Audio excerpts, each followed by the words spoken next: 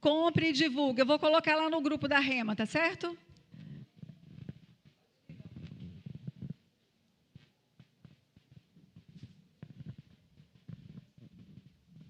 Boa noite, irmãos, a graça e a paz. Abra sua Bíblia, por favor, no livro de Romanos, capítulo de número 12. Carta do apóstolo Paulo aos Romanos. Fiquem em pé, por favor, vamos orar antes de nós lermos e ministrarmos esta palavra. Se você puder, levante suas mãos aos céus. Pai, nós te louvamos, nós te damos graças, nós te damos louvores, porque este foi o dia que o Senhor criou para em ti nós nos alegrarmos. E bendito seja o teu nome que nos trouxe a este lugar para celebrarmos a ceia do Senhor e nos lembrarmos de que o Senhor morreu no nosso lugar e que o Senhor voltará para buscar o teu povo. E nós consagramos esse tempo a ti para que o Senhor receba a nossa adoração e nós possamos consagrar nossas vidas. E este mês de agosto nós consagramos diante do Senhor, orando e profetizando, Deus, sobre a vida do teu povo, a bênção do Senhor sobre a vida de cada um de nós, Pai. Em nome de Jesus, que este tempo agora reservado à tua palavra seja poderoso para nós, seja transformador, em nome de Jesus, para nós que aqui estamos e para aqueles que nos acompanham em suas casas, em nome de Jesus. Amém e amém. Glória a Deus. Romanos capítulo 12, apenas um versículo, irmãos, este texto que o apóstolo Paulo escreveu. Eu quero trazer ao coração de vocês que aqui estão e dos que estão em casa acompanhando uma palavra de alerta, uma palavra que certamente há de nos desafiar a refletir melhor a nossa vida cristã. O versículo 12, o apóstolo escreveu assim, no versículo 11, capítulo 12, versículo 11: não sejais vagarosos no cuidado, sede fervorosos no espírito, servindo ao Senhor. Eu posso ouvir amém? Amém. Não sejais vagarosos no cuidado, sede fervorosos no espírito, servindo ao Senhor. Amém? Esta é uma palavra de alerta. E eu queria conversar com vocês hoje sobre esta palavra. Amém? Senta aí um pouquinho. Óbvio, né? Hoje é o primeiro domingo do mês e nós celebramos a ceia do Senhor. E quem prega no domingo da ceia é forçado a falar menos, né? É chamado a falar menos. Eu espero que eu consiga atender a esta demanda, né? De falar menos, mas falar muito ao coração dos irmãos. Cuidados na vida. Este é o tema desta palavra. Cuidados na vida. Foi com propósito que eu escolhi este texto, porque quando Paulo escreve aos Romanos, ele é seguido, inclusive eu sugiro que você leia todo o contexto desse capítulo, principalmente a partir do versículo 9 até o versículo 21, o último versículo do capítulo 12, onde ele diz, ou ele mostra por que todo cristão deve ser zeloso na sua vida. Cuidados na vida. É bem verdade, irmãos, que há uma expressão que todos nós conhecemos. A expressão diz assim: todo cuidado é pouco. Todo cuidado é pouco. Quem já viu essa expressão pelo menos umas 10 vezes, 20 vezes, não é? Quando se diz isto, obviamente, se está atribuindo a chamada de atenção para que você não caia em um determinado precipício, para que você não cometa um determinado erro, ou para que você evite uma grande tragédia. Afinal de contas, quando você faz algo que é perigoso, alguma coisa que exige de você uma atenção a mais, as pessoas costumam impor sobre nós o sentimento de que nós devemos ter muito cuidado. Todavia, quando nós lemos na palavra de Deus, a gente percebe que os avisos de Deus sobre os cuidados que nós devemos ter, eles começaram desde o início. Eles tiveram desde o princípio, quando Deus criou o homem. Você sabe que quando Deus criou o homem, a Bíblia diz que Deus viu que era uma coisa muito boa que foi feita. E Deus começou a dar orientações da vida para aquele homem que ele criou, dizendo que ele deveria dominar, dizendo que ele devia reinar. Mas quando Deus disse a Adão uma ordem negativa de não fazer algo, é como se aquela palavra dirigida a Adão estivesse dizendo o seguinte: neste quesito, preste muita atenção, tome muito cuidado. Que Deus deu esta ordem dizendo para que ele não comesse daquele fruto que todos vocês conhecem como fruto proibido. A ordem de Deus, por ser uma negativa, chamava Adão à responsabilidade dele ter muito cuidado para que não transgredisse sobre aquela ordem, porque se ele transgredisse aquela ordem, certamente ele morreria.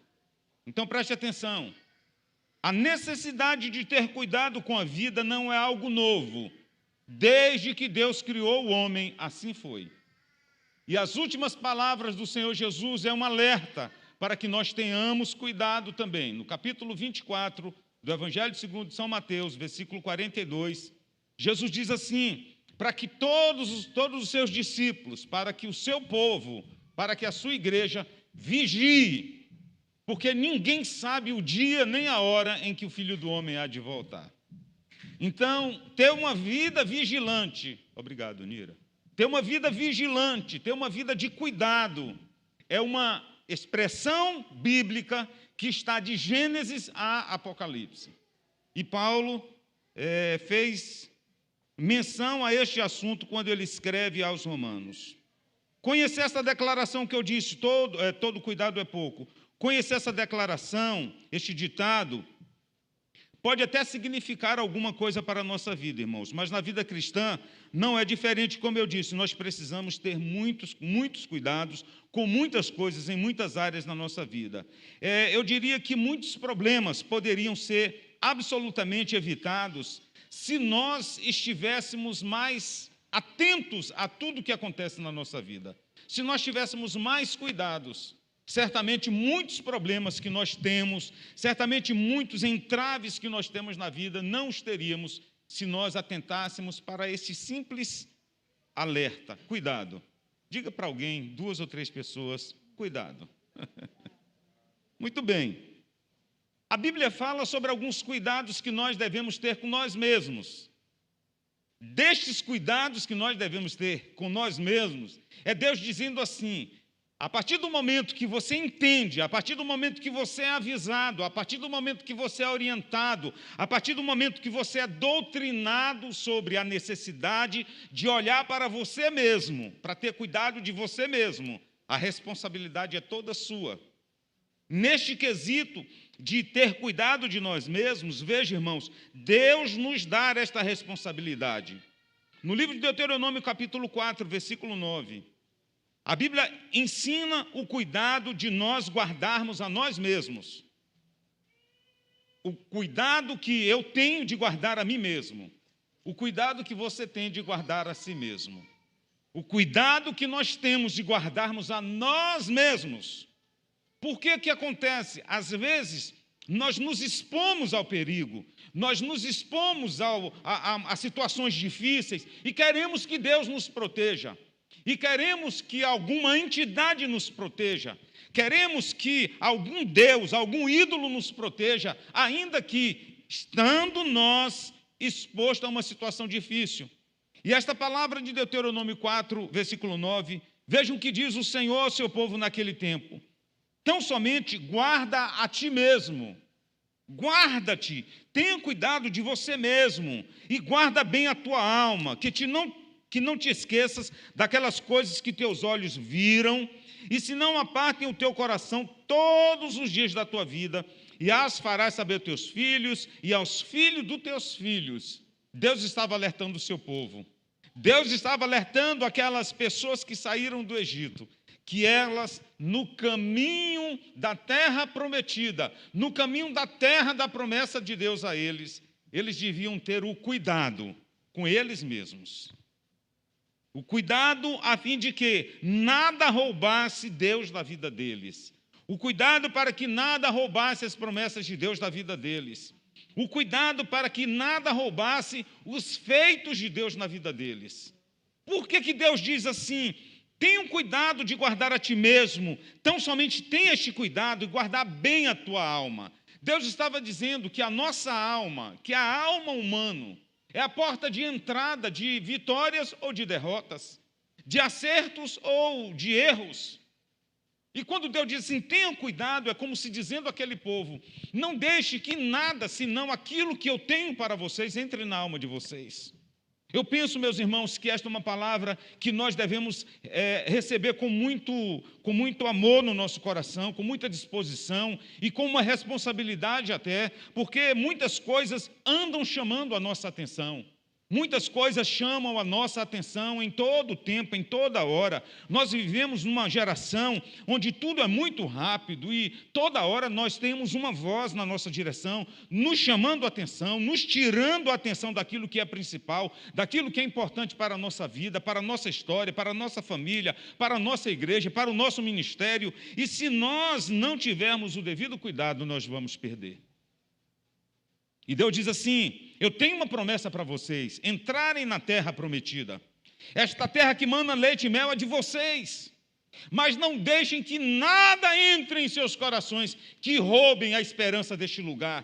Não deixem que as dificuldades do deserto tirem a atenção de vocês. Entenda, o deserto será passageiro.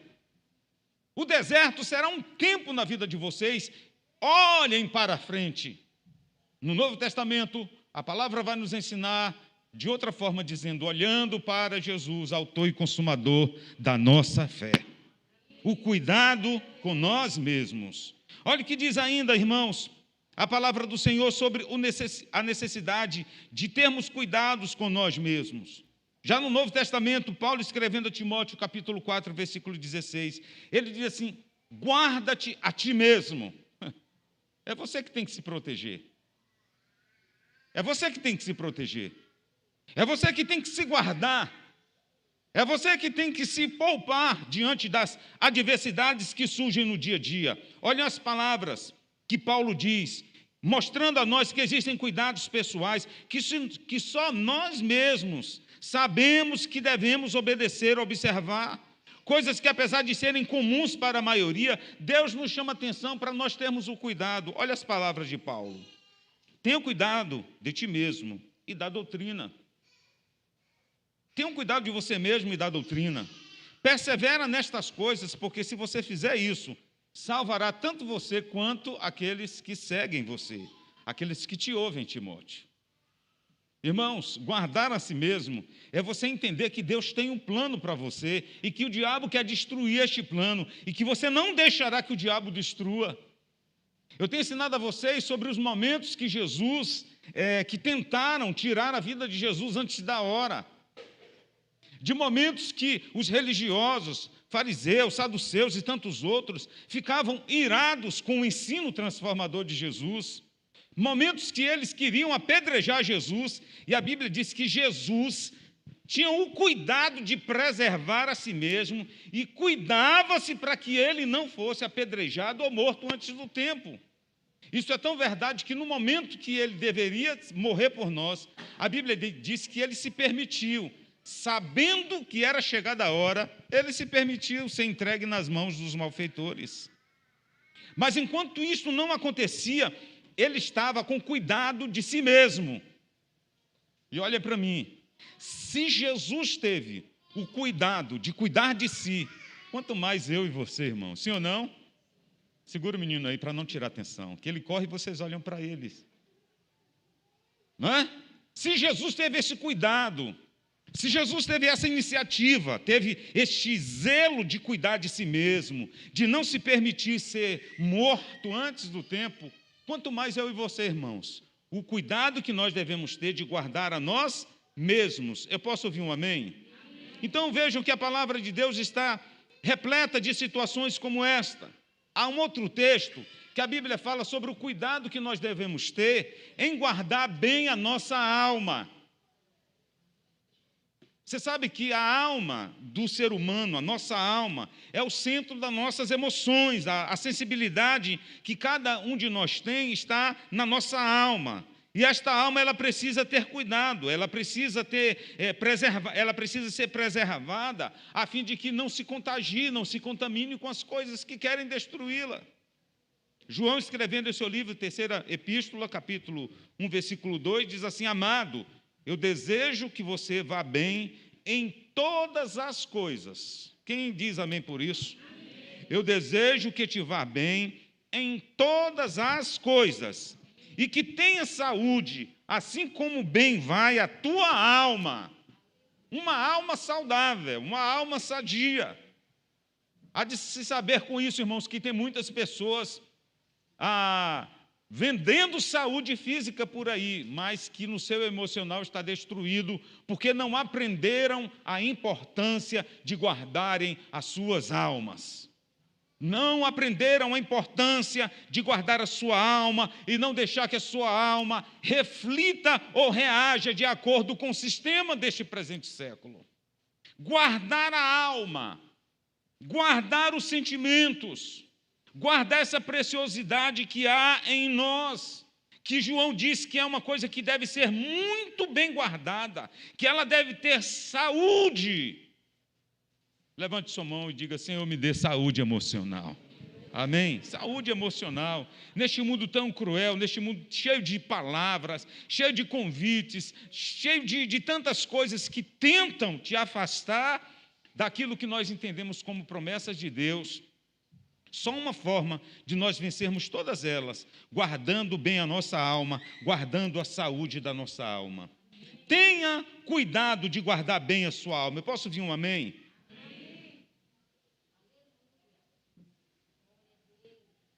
As palavras que certamente mais se aproximam desse sentimento que João escreve em sua epístola, dizendo que, da mesma maneira como os irmãos estavam indo bem em todas as coisas, que eles tivessem saúde na sua alma.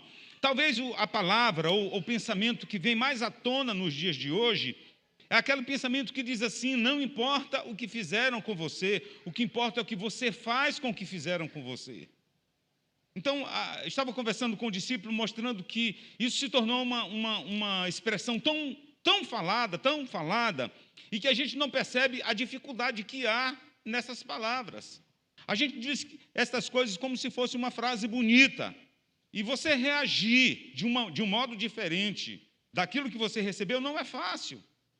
Dizer assim: olha, o que importa com você não é o que te aconteceu, mas o que você faz com o que te aconteceu. Parece ser fácil, mas não é.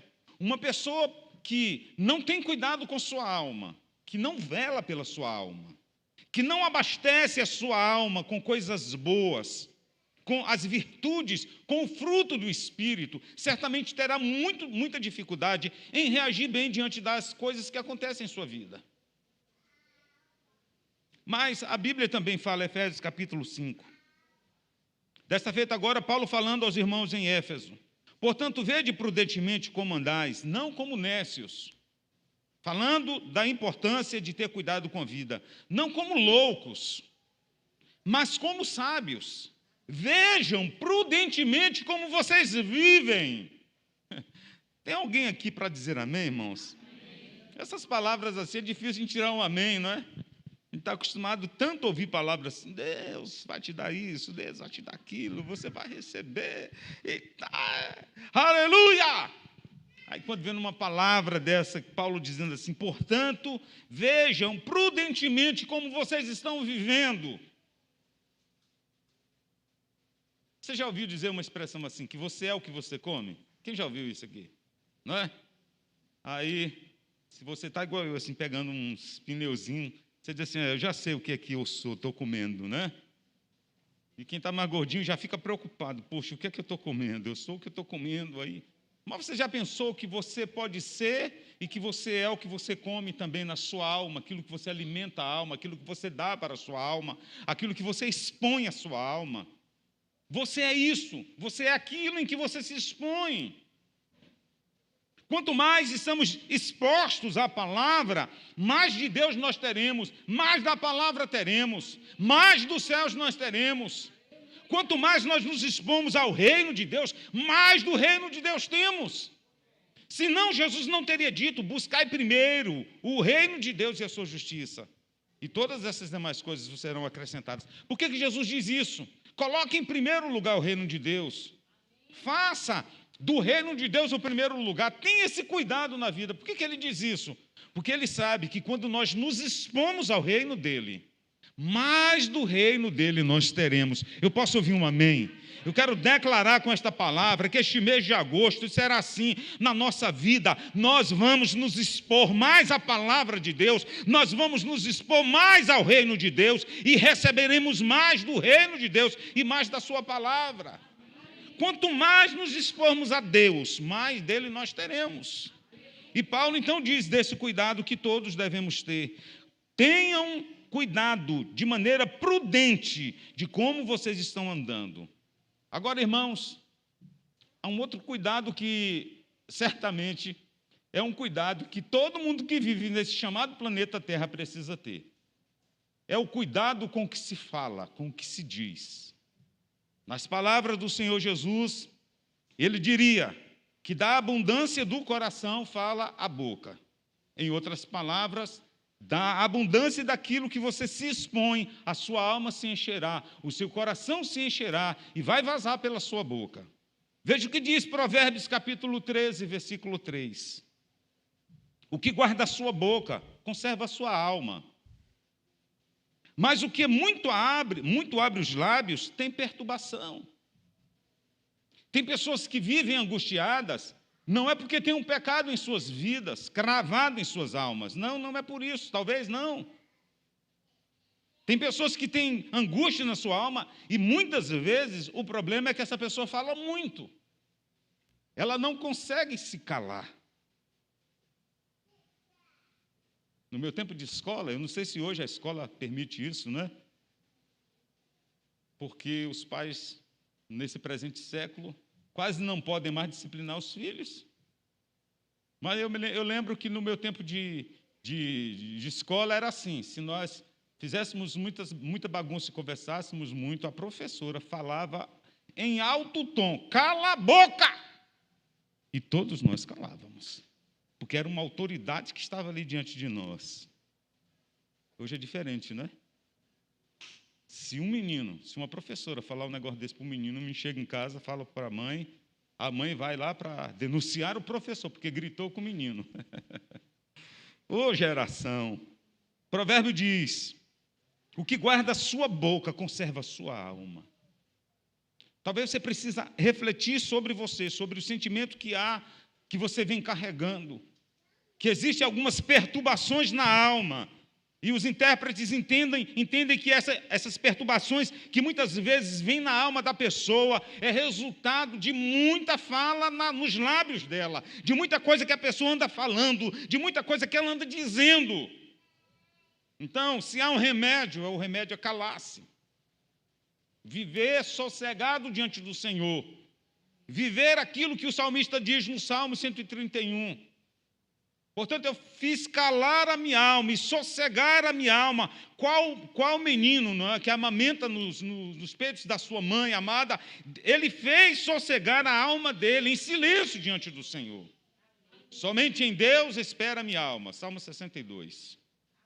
Somente em Deus, silenciosamente. Porque ele sabe que a nossa boca pode produzir vida e pode produzir morte. Pode produzir cura e pode produzir doenças. Pode produzir alegria, pode produzir tristeza. Isso é tão verdade, irmãos, que certamente você já teve a experiência de ter um dia muito chato quando você brigou com seu esposo ou com sua esposa, e ele ou ela disse alguma coisa e você foi para o trabalho, ou até veio para a igreja chateado porque ouviu aquela palavra e aquela palavra entrou no seu coração. Talvez você é daquela pessoa que teve um dia extraordinário de trabalho, mas no final do dia, você teve um bom desempenho no trabalho, mas no final do dia o chefe falou alguma coisa com você e você voltou para casa exatamente chateado, aborrecido, porque ele falou aquele negócio. Deu vontade até de não voltar no outro dia, porque as palavras têm poder. Agora, se as pessoas que falam coisas que são negativas nos afetam, imagina se você falar de você mesmo para você mesmo, descumprindo o cuidado que você tem que ter com você mesmo e com sua própria alma. A recomendação do proverbista é: tenha cuidado com o que você diz. No capítulo 18, versículo 21, ele vai dizer: a morte e a vida estão no poder da língua.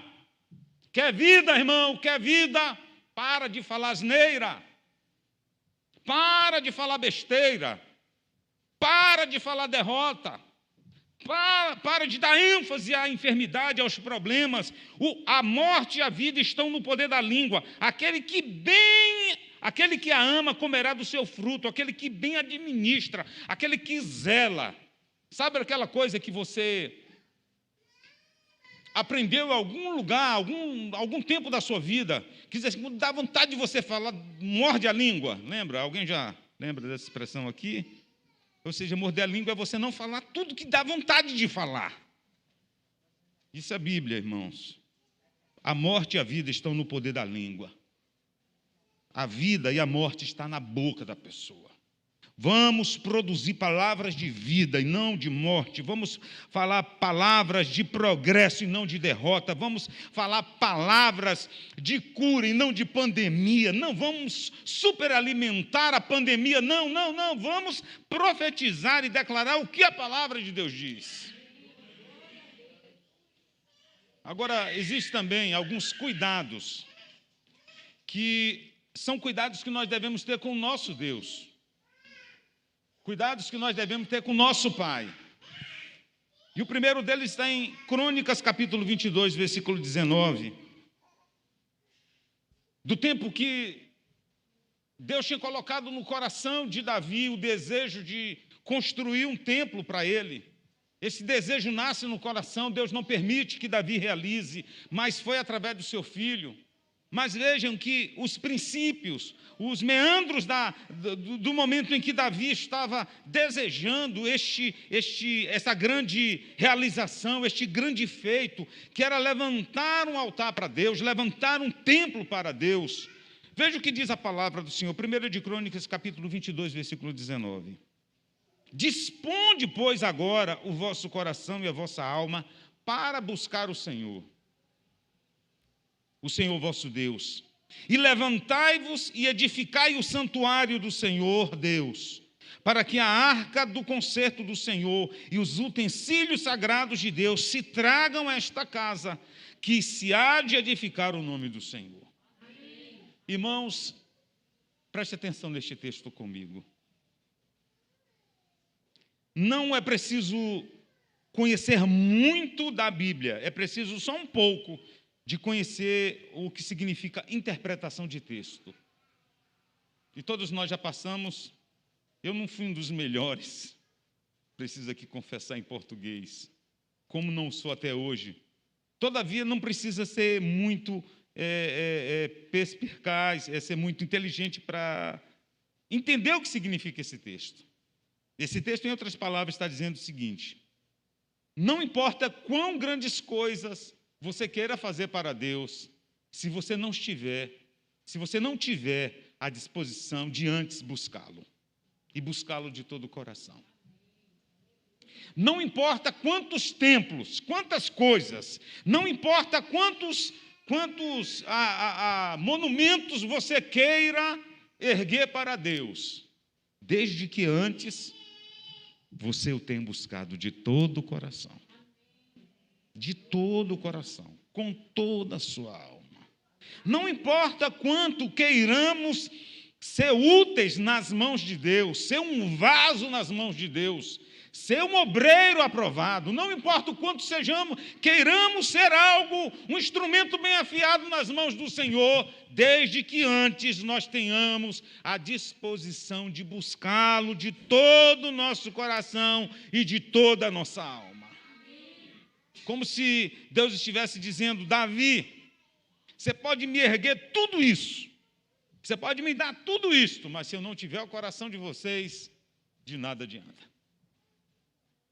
Quem me entende, diz um amém, por favor. 1 de Crônicas 22, 19. Disponha, pois, o seu coração agora e a vossa alma para buscar o Senhor, seu Deus. Levantai-vos e edificai o santuário do Senhor Deus, para que a arca do concerto do Senhor, os utensílios sagrados de Deus, se tragam a esta casa, que se há de edificar ao nome do Senhor. Mas tudo começa buscando a Deus. Vamos repetir isso, irmãos? Tudo começa buscando a Deus. Amém? O cuidado com Deus, o cuidado que nós devemos ter em buscá-lo, em buscar a direção dEle, de conversar com Ele sobre decisões simples.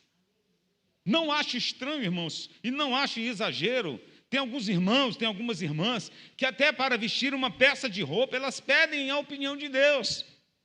E você acha que isso é muita religiosidade, que é muita extravagância. Não, é alguém que está treinando a sua alma a confiar as pequenas coisas no Senhor, como diz em Provérbios capítulo 3. Confiar no Senhor, as pequenas coisas, confia ao Senhor. Pedir a opinião de Deus, dizer, Senhor, me dê a direção, se eu estou tomando uma decisão errada, me dê um sinal, me mostra. A dependência do Senhor. Ter o cuidado de buscá-lo em relação a Deus ainda. Ter o cuidado de dar ouvidos ao que Deus diz. Inclinai os vossos ouvidos e vinde a mim. Ouvi e a vossa alma viverá. Porque convosco farei um concerto perpétuo. Dar-vos as firmes beneficências de Davi. Isaías capítulo 55, versículo 3. Ele quer que a gente o busque para ouvir a sua voz. Amém? Toda vez que nós não priorizamos o tempo para ouvirmos Deus, nós vamos nos ocupar de coisas que tirarão a nossa atenção de Deus. Se não, vejam o exemplo no Novo Testamento, quando Marta e Maria receberam o Senhor Jesus em sua casa. E a Bíblia diz que Marta estava muito atarefada, não que viver atarefada ou atarefado seja um problema na vida de quem quer que seja. Desde que não tome o lugar de Deus. E a Bíblia diz que Marta se volta para Jesus e diz, não se te dá que minha irmã me ajude, Senhor, não está vendo que eu estou fazendo muito trabalho e Maria não está me ajudando. E Jesus disse para ela que ela estava afadigada com muitas coisas, mas que naquele momento uma coisa só era necessária, e Maria fez a melhor escolha, a escolha de ficar dependente, de ficar ouvindo o que Deus tinha a dizer. Ei, irmã, olha para mim, por favor. Quando você quer ouvir Deus, quando você se propõe a ouvir Deus, o que você faz? Você corre para a internet para escolher a melhor pregação, não que lá não as tenha, né? Inclusive, isso aqui está indo para lá. O que você faz? Você liga para alguém profetizar sobre a sua vida, lá do outro lado, no telefone, ou no zap, ou no vídeo? O que você faz para ouvir a Deus? Como que você se abastece ou se reabastece da voz de Deus na sua direção? Porque o Senhor Jesus disse que, Ele disse assim, as minhas ovelhas ouvirão a minha voz e me seguirão. Se ouvir a voz do estranho, elas vazam, elas não atendem, porque são minhas ovelhas. E eu estou diante de muitas ovelhas do Senhor, que não se deixarão roubar pelos lobos desta vida. Amém, em nome do Senhor Jesus.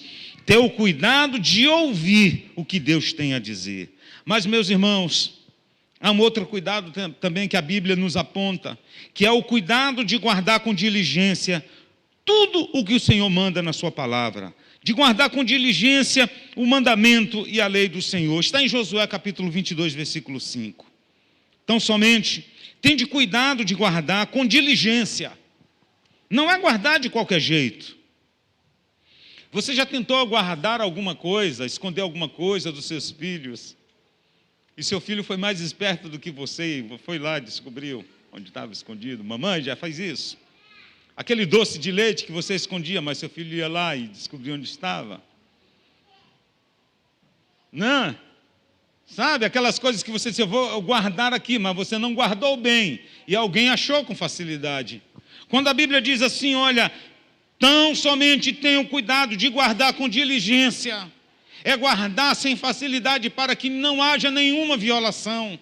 É guardar com cuidado para que ninguém roube isso de você. É guardar com cuidado para que o ladrão não venha e roube e tire isso de você. Guardar com diligência o mandamento e a lei que Moisés, o servo do Senhor, vos mandou. Que ameis o Senhor, o vosso Deus, e andeis em todos os seus caminhos, e guardeis os seus mandamentos, e vos achegueis a Ele, e o sirvais com todo o vosso coração, e com toda a vossa alma.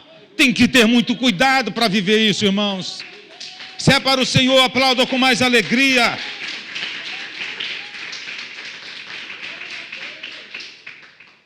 Josué certamente sabia que as dificuldades que ele encontraria na jornada, até chegar no lugar que Deus havia dito para ele, que ele introduziria o pessoal todo na terra da promessa. Josué sabia das dificuldades que tinham, e que o segredo, estas pessoas terem o cuidado de guardar com diligência tudo o que Deus tinha dito na sua palavra. Josué foi bondoso conosco, irmãos, a nos deixar esse registro. Ele foi mais bondoso ainda com aquele povo, porque certamente se fosse Moisés, que a Bíblia diz que Moisés era pesado em boca, Moisés certamente diria para aquele povo: não sejam pessoas relapsas, não sejam cristão relapso, tenham cuidado de guardar tudo aquilo que Deus, nosso Pai, ordenou para vocês.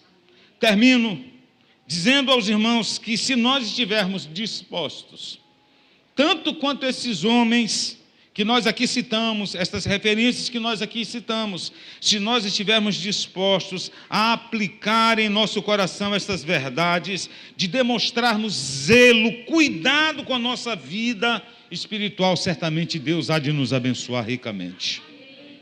Ricamente. Cuidado, muito cuidado.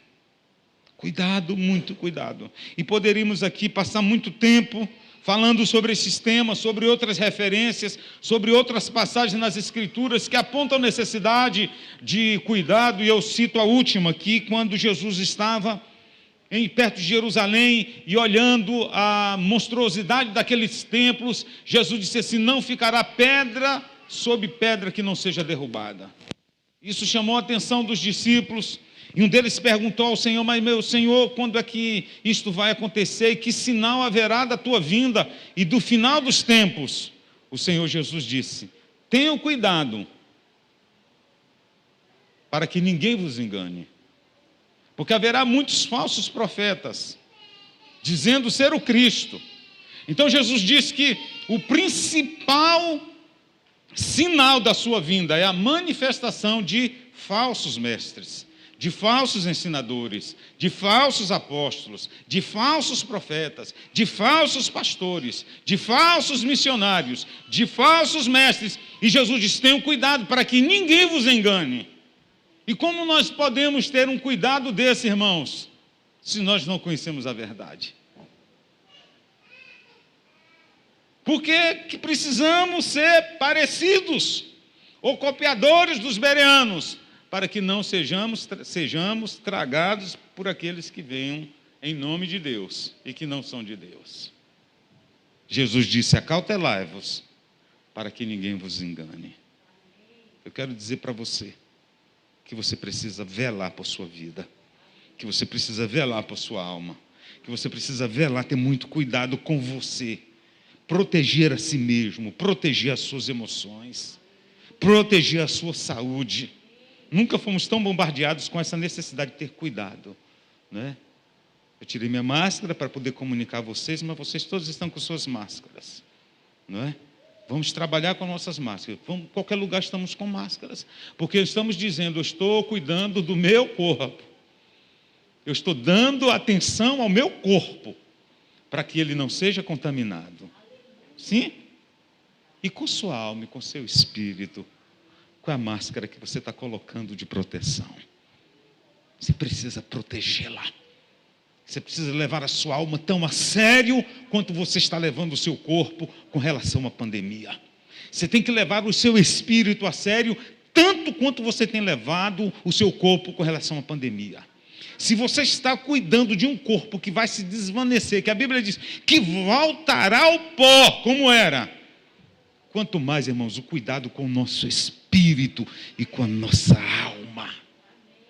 Não deixe que a imundícia, que a podridão, que a impureza entre na sua alma. Alimente-se daquilo que é verdade e que vai conduzi-lo cada vez mais à presença do Senhor.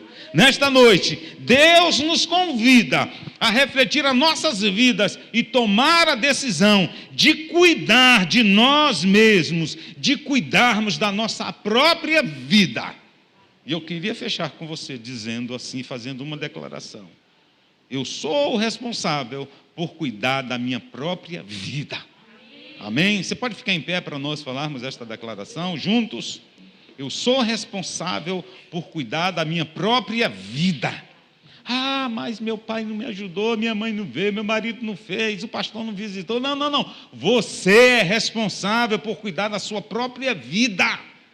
Nós o somos. Quem recebe esta palavra com alegria? Levante sua mão direita e diga assim: eu sou responsável por cuidar da minha própria vida. Mais alto: eu sou responsável por cuidar da minha própria vida. E qual a decisão que você toma hoje, irmão? Não que você não faça. Cuidar da sua vida. Eu vou perguntar qual é a sua decisão, e você vai responder assim: cuidar da minha vida. Pode ser? Vamos lá. Qual é a decisão? Cuidar da minha vida. Só os homens, qual é a decisão? Está devagar. Com as mulheres, qual é a decisão? Cuidar da minha vida. Os homens, qual é a decisão? Cuidar da minha vida, irmão. Os textos estão aí, se vocês quiserem copiar depois, estão expostos. Feche seus olhos. Pai, obrigado porque o Senhor nos alimenta com sua palavra. E certamente muitos estariam aqui em vida nesse planeta se tivessem um pouco mais de cuidado, Senhor, e não tiveram. E por isso a morte os ceifou, a morte os levou. Mas nós pedimos a Ti, ó Deus, que enquanto vivos, o Senhor nos dê a graça de vivermos atentos, velando sempre o cuidado que nós devemos ter com nós mesmos, uns com os outros, com a Tua palavra, com o Senhor e com Teus princípios. Ensina-nos, ó Deus, sermos veladores de nós mesmos e entendermos que a única pessoa responsável por cuidar de nós mesmos somos nós, Pai. Que a Tua palavra plantada em nós produza frutos que nos aproxime mais e mais do Senhor, em nome de Jesus. Amém e amém. Se você recebe esta palavra com alegria, dê um aplauso ao Senhor Jesus. Aleluia! Glória a Deus! Aleluia! Eu convido você e aos irmãos que estão em suas casas para este tempo agora de celebração da ceia. E eu quero ler um texto que nos remete sempre à lembrança da importância que temos deste momento chamado a ceia do Senhor.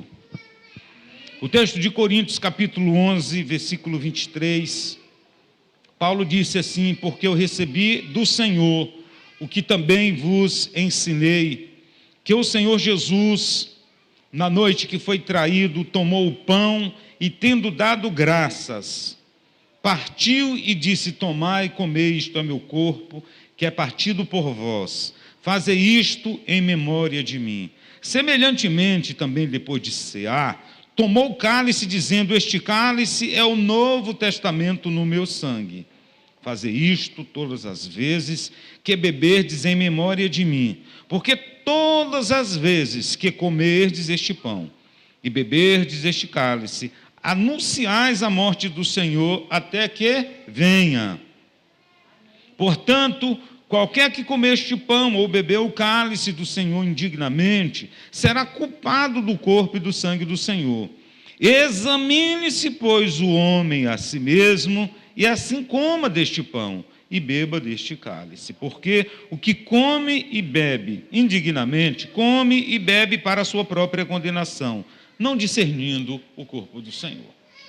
Em outras palavras, o que o apóstolo Paulo estava falando aqui, nessa última expressão do texto: tenha cuidado e não faça nada no reino de Deus, nem para o reino de Deus, de forma relapsa. Tenha cuidado ao participar da mesa, ao participar da ceia, amém? Que deve ser um momento de celebração, de renovação, amém? De aproximação do nosso Deus, lembrando o que Ele fez na pessoa do Senhor Jesus morrendo por nós, e na certeza de que Ele voltará, encontrará um povo vigilante, que será levado para a sua presença. Amém? Eu queria que você fechasse os seus olhos e recebesse o pão e o cálice para nós cearmos. Obrigado, Senhor, pela ceia, obrigado pelo pão, pelo cálice, nós também te damos graças. E não é uma noite de traição, como o Senhor foi traído naquela noite da ceia, mas é uma noite de renovação, uma noite de libertação, uma noite de cura, de liberação de perdão, de cura para a alma. Obrigado, Deus. E ao cearmos, todos nós sejamos vivificados nessa esperança, nesta certeza de que o Senhor permanece conosco, em nome de Jesus. Você que está em casa, usando dos elementos da ceia, participe conosco também. Será um tempo de bênção para você e sua família, e enquanto nós aqui também repartimos entre uns aos outros. Amém? Pede para o pessoal repartir. Glória a Deus. Está algum, Sheila? Não. Os irmãos podem vir aqui pegar, em nome do Senhor Jesus.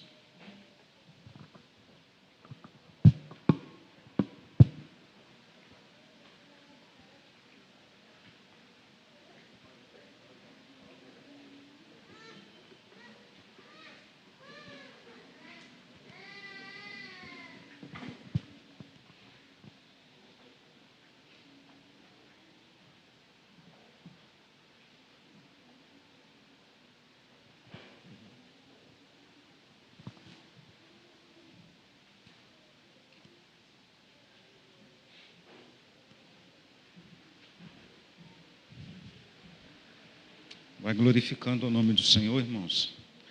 Vocês estão em silêncio. Glorifica a Deus onde você está, amém, Ele é bom. Quanta gente com saúde não pôde estar aqui com a gente. Quantas pessoas enfermas também não puderam estar com a gente. Mas você está aqui, glória a Deus por isso. Então celebre a Ele, agradeça a Ele pelo dom da vida, pelo privilégio de participar da ceia, da mesa do Senhor, amém? Não deixe que nada entrave, prenda você, não deixe que nada impeça você de participar deste ato.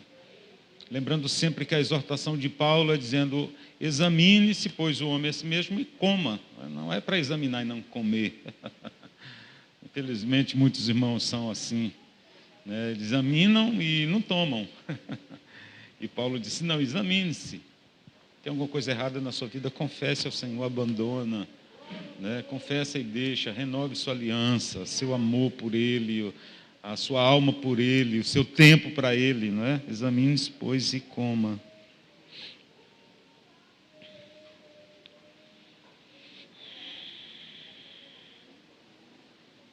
Glória a Deus, aleluia.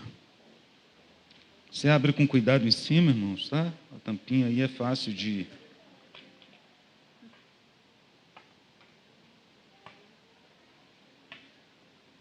É fácil de tirar, amém? Pega o pão assim, se você puder, levantá-lo.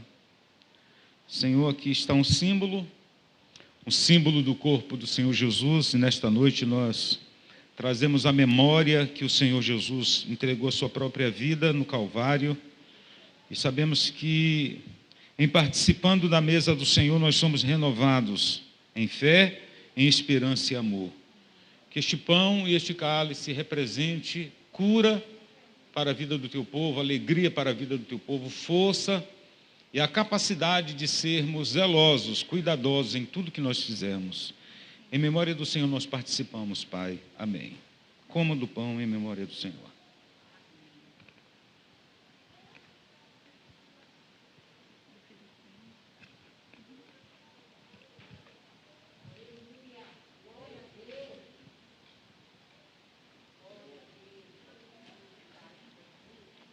Por semelhante modo, ele tomou o cálice dizendo, este é o cálice da nova aliança no meu sangue, fazer isto em memória de mim. Bebamos todos do cálice em memória do sangue de Jesus.